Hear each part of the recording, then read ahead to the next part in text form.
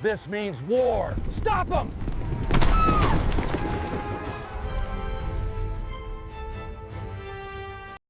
I'll never forget that crisp autumn morning when I stepped out onto my front porch, coffee mug in hand, and spotted the wreckage stretching across my back pasture. Splintered posts lay like broken teeth in the dirt, wire fencing twisted and torn apart. Hoof prints scattered everywhere told the story plain as Damie herd had busted loose. At first, I figured it was a freak windstorm or maybe a coyote pack getting too bold. But as I got closer, the clean cuts on those posts screamed sabotage. This wasn't Mother Nature's work. This was human spite. And deep down, I knew exactly who had the motive. Susan Whitaker, the iron-fisted president of the local homeowners association. She'd been gunning for my farm for months, trying to drag my old family land into her cookie-cutter suburban empire. Little did she know, messing with a man who's got 150 Texas Longhorn cattle behind him was about to backfire in ways she couldn't imagine. Life out here on my spread in the rolling hills outside Austin, Texas, has always been about hard work and quiet satisfaction. I'm Bill Harlan, pushing 60 now, but I've been tending this land since I was knee-high to a grasshopper.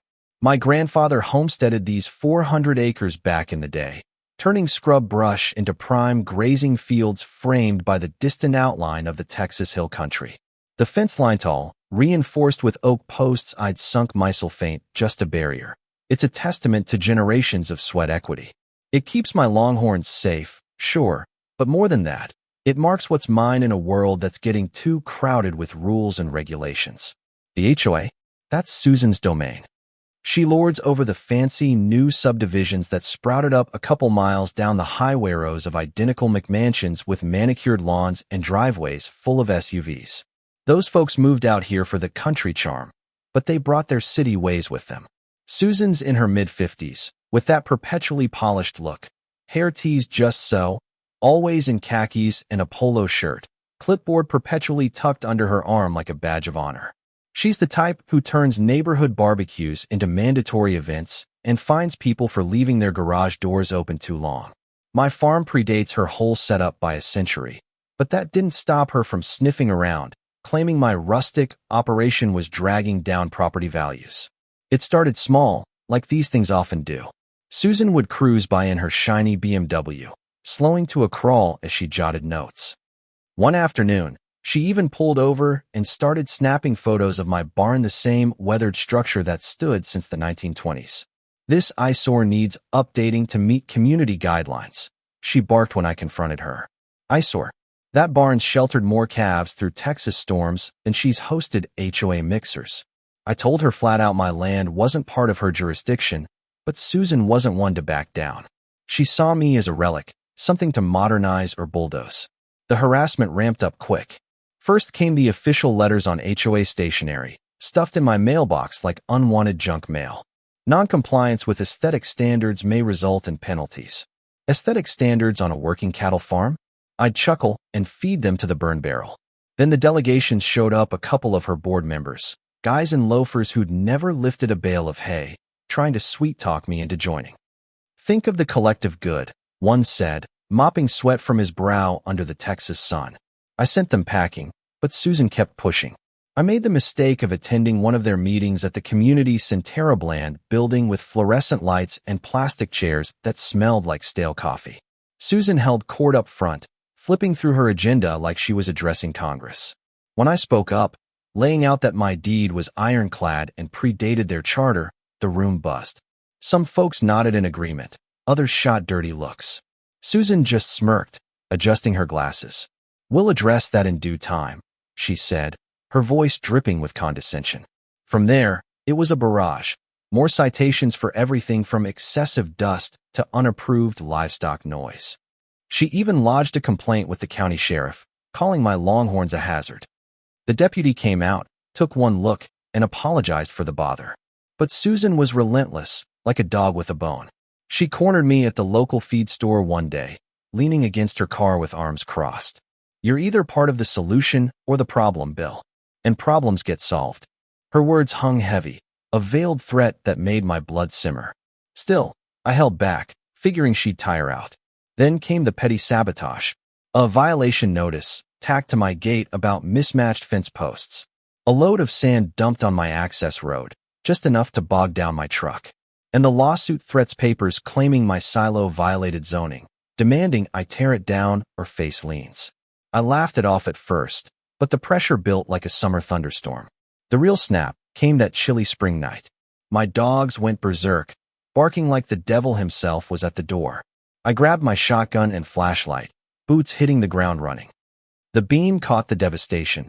Sections of fence hacked clean through, posts felled like timber. My longhorns, those massive beasts with horns spanning 6 feet, had wandered out, scattering toward the highway. Fresh saw marks, tire tracks leading back to the main road, and wedged in the mud, a crumpled HOA newsletter promoting their annual picnic. Susan's handiwork, no doubt. Rage boiled up, hot and fierce. A man's fence is his fortress, and she'd gutted mine to prove a point. The whispers started soon after. At the diner, folks murmured about how old Bill can't keep his cattle contained. Susan fueled it, of course. At the next HOA gathering, she paraded photos of my escaped herd blocking traffic, smirking as she declared me a public menace. Without proper oversight, this negligence will continue, she preached. I stood up in the back, voice steady. That fence was cut deliberate, and we all know who's behind it. Gasps rippled through, but Susan laughed it off. Excuses from a man who refuses to evolve. She turned the crowd against me, painting me as the stubborn holdout ruining their perfect little world. Humiliation stung worse than a scorpion, but it also lit a fire. Susan wanted to break me publicly? Fine. I'd hit back where it hurt. My longhorns weren't just livestock. They were a force of nature, tough, unyielding symbols of the Old West. The idea sparked like dry tinder. What if I turned the tables, letting my herd visit her pristine HOA headquarters? It started as a dark fantasy, but the more I mulled it, the more it fit. She'd weaponized bureaucracy. I'd counter with raw power. Planning took shape over quiet evenings on the porch. I scouted her officia squat, beige building off the highway, surrounded by parking lots and ornamental shrubs. Board meetings happened every Wednesday at dusk, the whole crew assembled. I noted the open field sloping toward it from my side, perfect for a guided stampede. I prepped the herd subtly, scattering extra feed near the eastern gate to draw them close. Risks nagged me. Folks could get hurt, property smashed. But memories of her mockery drowned the doubts.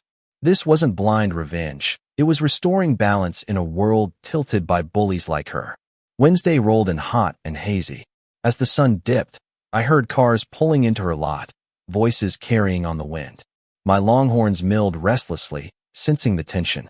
Heart pounding, I unlatched the gate. For a beat, silence. Then thunder, 150 beasts charging down the slope, horns glinting, dust churning like a tornado. Alarms wailed as they hit the pavement, cars shuddering from the impact. Through the windows, I saw panic erupt. Susan mid-speech, board members frozen, then scrambling as the first longhorn rammed the hedges. Chaos reigned. Shrubs flattened, light poles toppled, windows cracking under the onslaught. Susan's scream pierced the air as she dove under a table, her clipboard skittering away. Board members clambered out emergency exits, suits torn, faces pale. One bull planted himself at the door, snorting defiance. Susan clawed her way up, yelling for the cops, but the herd's roar drowned her out. I watched from the ridge, a grim satisfaction settling in. She'd humiliated me. Now her kingdom lay in ruins. The stampede ebbed after 10 eternal minutes, the longhorns drifting back as if sated. The office was trash glass everywhere, furniture splintered, her precious banners shredded. Susan emerged dust-covered, defeated, clutching her broken glasses. No words needed. The message was etched in every hoof print. Morning brought the reckoning.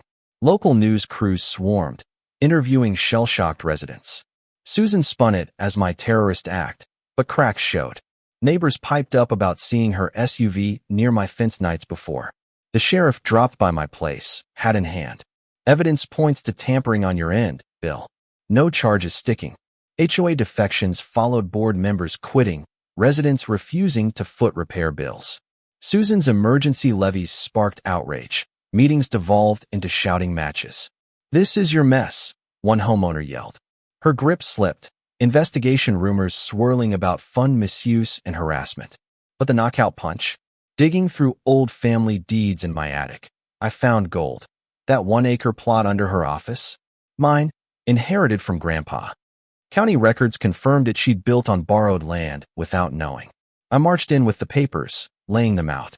Vacate in 30 days, Susan. This ends now.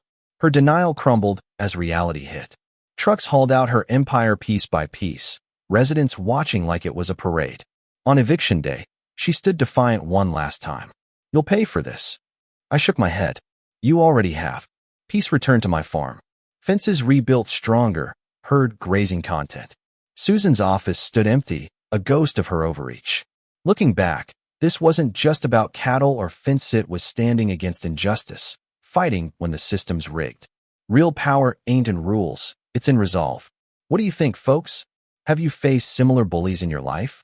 Share in the comments below, especially your takes on violence as a response to injustice. Was my stand justified, or did it go too far? Take a side and let me know. I'd love to hear your perspectives.